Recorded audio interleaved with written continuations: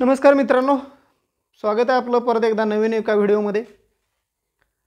Personal फायनान्सचा जर विचार केला तर सगळ्यात सोपी गोष्ट प्लॅनिंग करायला तर ती म्हणजे इमर्जन्सी फंड, बरोबर।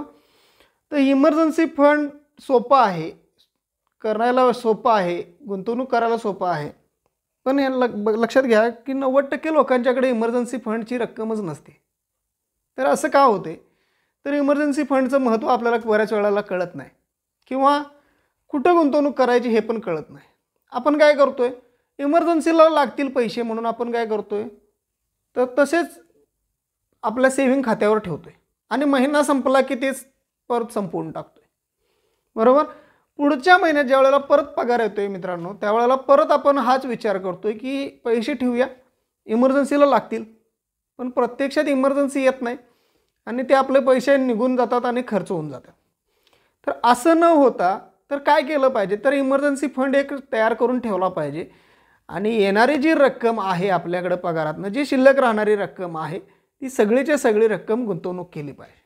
अन्यथा दर महिन्याला पैसे येणार आणि पैसे निघून जाणार, इमर्जन्सी फंड नाही बनणार, तुमची गुंतवणूक नाही बनणार। तर बघा, तर किती रक्कम असली पाहिजे? समजा तुम्ही सिंगल असाल तर सिंगल लोकांना खर्च फार कमी असतात। सध्या तरी त्यांना असतं रेंटनं राहत असला तर रेंट भरावं लागते, लाईट बिल भरावं लागते, मेस असेल तर मेसचं भाडं भरावं लागते, बरोबर, किंवा रिचार्ज करावं लागतोय, काही बेसिक गोष्टी असतात, बरोबर। तर ह्या गोष्टी म्हणजे महिन्याचा खर्च आपण पकडूया। आणि विवाहित लोकांसाठी जेवणा खाण्याचा खर्च, रेंट पण आलं, लाईट बिल आलं, फोन रिचार्ज आलं, मुलांची शिक्षणाची फी आली, तर ह्या सगळ्या विवाहित लोकांसाठीच्या गरजा राहतात। जर तुम्ही सिंगल असाल तर तुमच्याकडे ह्या तुमच्या मासिक गरजांच्या रकमेच्या 6 महिन्याची रक्कम तुमच्याकडे असेल, जर तुम्ही सिंगल असाल तर 6 महिन्याची रक्कम तुमच्याकडे असणं गरजेचे आहे, ती इमर्जन्सी फंड म्हणून। आणि जर तुम्ही विवाहित असाल, मुलं असतील, तर तुमच्याकडं कमीत कमी 1 वर्षाचा फंड असला पाहिजे। आता हे 1 वर्षाचा फंड किंवा 6 महिन्याचा फंड म्हणजे काय, तर ह्या मुख्यतः गरजा, याच्यामध्ये हॉटेलिंग नाही आहे, हॉटेलिंगचा पैसा धरून उपयोगाचा नाही, याच्यामध्ये ट्रिपचा पैसा धरून उपयोगाचा नाही, बाहेर फॉरेन ट्रिपला गेलो म्हणून ह्याची रक्कम ह्याच्यामध्ये घ्यायचं असं नाही करून चालत। ज्या खरोखरच्या गरजा आहेत त्या गरजांचीच रक्कम तुम्ही इमर्जन्सी फंड म्हणून घ्या।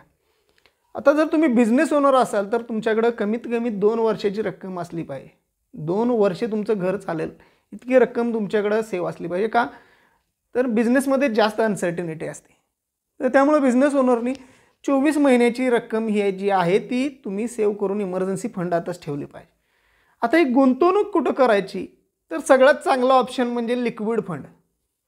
बघा, मला सेव्हिंग खात्यात ठेवलं तर तुम्ही काय करणार, काढणार आणि संपवणार नक्की। म्युच्युअल फंडमध्ये, लिक्विड फंडमध्ये तुम्ही कधी काढू शकता, इमर्जन्सी लागेल त्यावेळेला काढू शकताय, पण पैसे सेव्हिंग खात्यापेक्षा चांगल्या पद्धतीने वाढतात, बरोबर।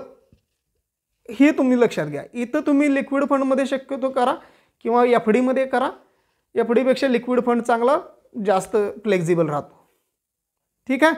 तर लक्षात घ्या, इमर्जन्सी फंड असला पाहिजे आणि राहिलेल्या रकमेची गुंतवणूक दुसऱ्या गोष्टींमध्ये झाली पाहिजे। दर महिन्याला पैसे येतात, इमर्जन्सी म्हणून ठेवतो आणि निघून जातं, असं व्हायला नको। व्हिडिओ आवडला असेल तर लाईक करा, शेअर करा, काही शंका असेल तर कमेंट करा आणि आपल्या चॅनलला सबस्क्राईब करायला अजिबात विसरू नका। थँक्यू मित्रांनो।